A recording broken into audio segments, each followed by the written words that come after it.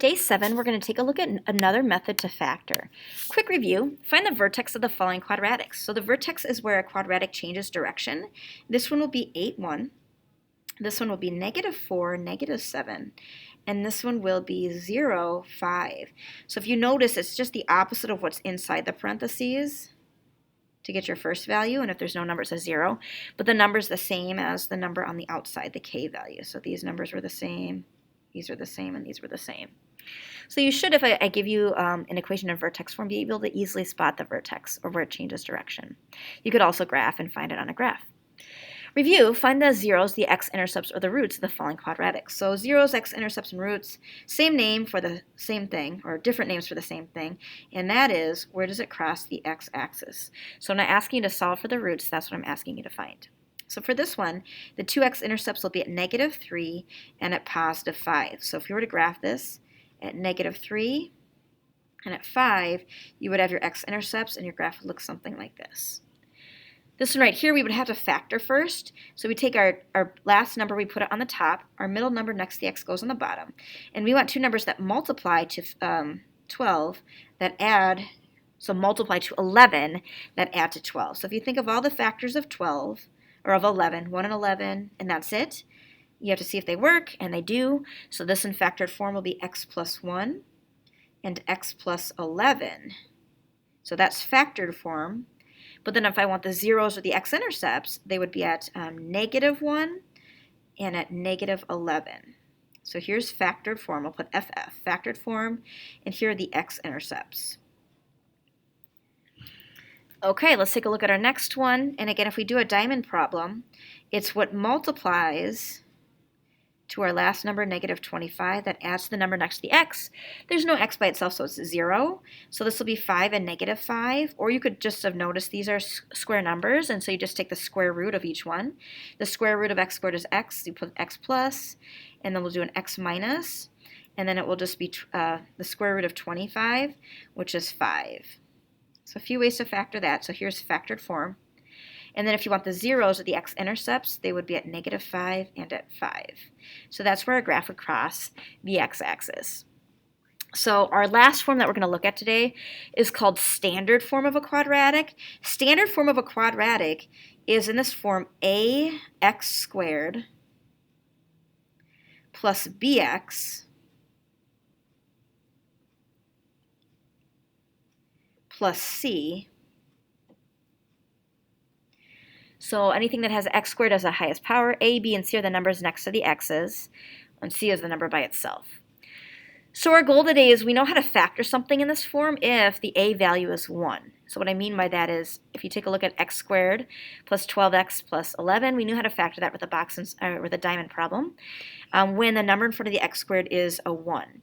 But what about if it's not 1? How can we solve it? And so one method is pulling out the greatest common factor. So if you're looking at just the numbers, what is the biggest number you can divide 2, 14, and 24 by? And that's 2. So let's do that. Let's divide everything by 2. And we'll get x squared plus 7x plus 12. Now we can do a diamond problem for the inside because it just has that x squared there. So it's two numbers that multiply to 12 that add to 7. And those would be 3 and 4. And so when you write the factored form, it's x plus 3, x plus 4. You would have that 2 in front, though. That would make your graph skinnier than the original. So if you were to graph that at -3 and at -4, you would have your x-intercepts. And you can see it's skinnier than the original graph. So that's one way, is just to pull out the greatest common factor. Let's try it again. What's the biggest number you can divide 3, 9, and 6 by? And that would be a 3. So let's do that. Let's just divide each of these by 3 and write what's left. And now again, we can use a diamond for the middle, or what's in the parentheses. And it's what multiplies to 2 that adds to 3. And that would be 1 and 3. So x plus 1, x plus 3. And then we would stick that 3 out there. The 3 means it's skinnier than the original graph, even skinnier than the previous graph. And if we were to graph that at -1, and at -3, you would have your x-intercepts, and your graph would look something like that. Okay, let's do one more. We have a 4x squared minus 32x plus a 48. What's the biggest number we could divide all of these numbers by? and that would be, again, a 4.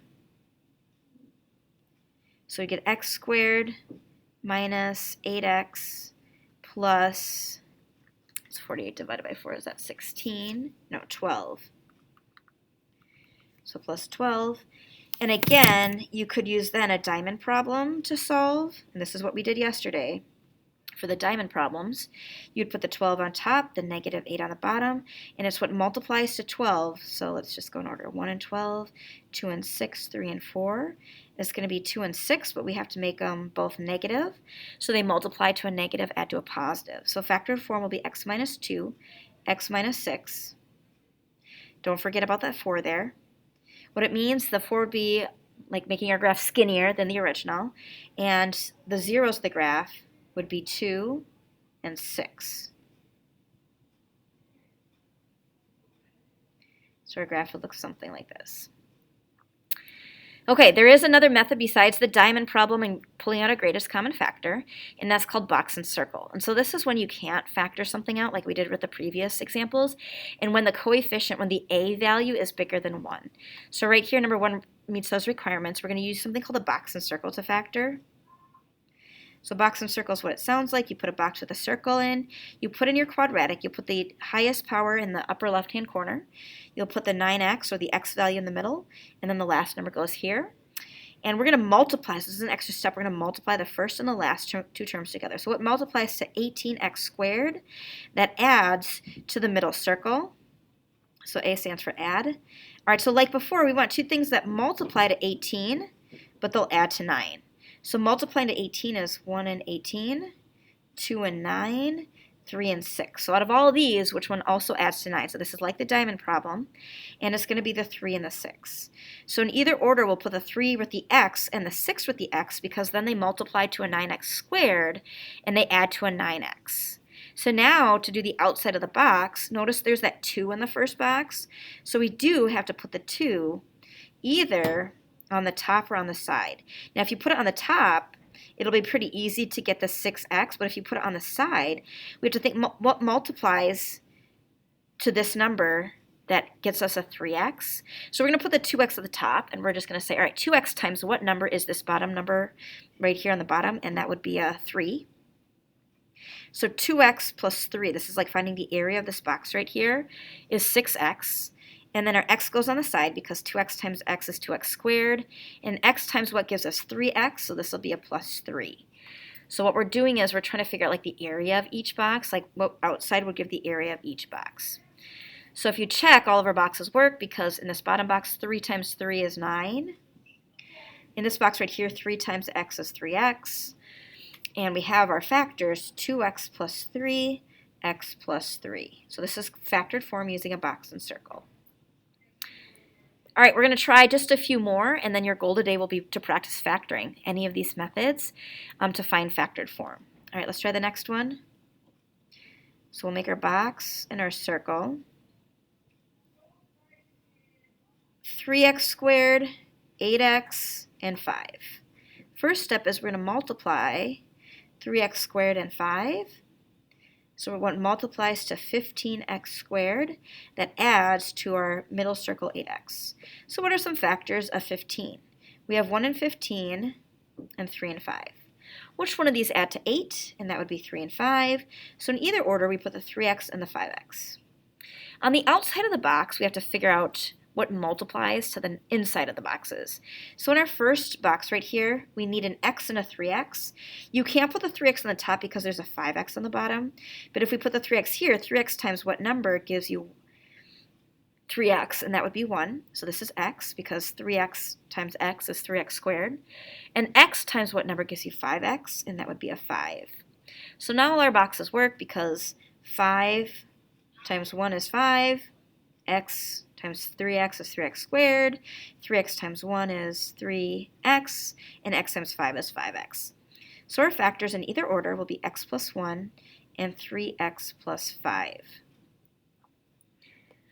Okay, and then we have two more box and circles that we're going to take a look at. So we have 2x squared, negative 15x, 25.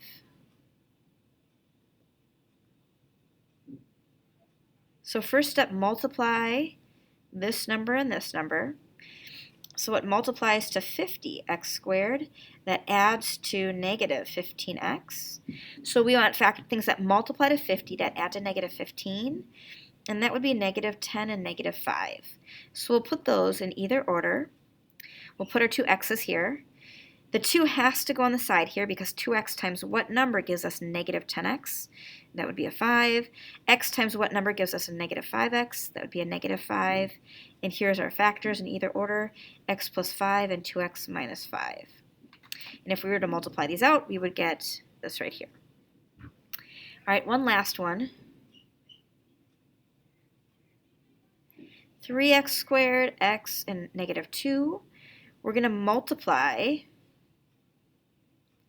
our first and our last together. So it multiplies to negative 6x squared. That adds to 1x. Notice there's just an x, so it's a 1x. And so the factors of that would be, let's think. So multiplies to negative 6 adds to 1. That would be 3 and 2. But 2 would make the 2 negative, so that it adds to positive 1. So we have 3x, negative 2x. To get the outside of the box, what multiplies to x squared? It would be x and x. We'll put the 3 here because 3x times 1 gives us 3x, and x minus 2 gives us the negative 2x. You can check all your boxes, and there's the factored form. 3x minus 2 and x plus 1. All right, so there it is in factored form. And we're going to practice more factoring. Again, it will be on Delta Math. It's called Factoring Day 7. So try that, and we'll go over any questions tomorrow in class.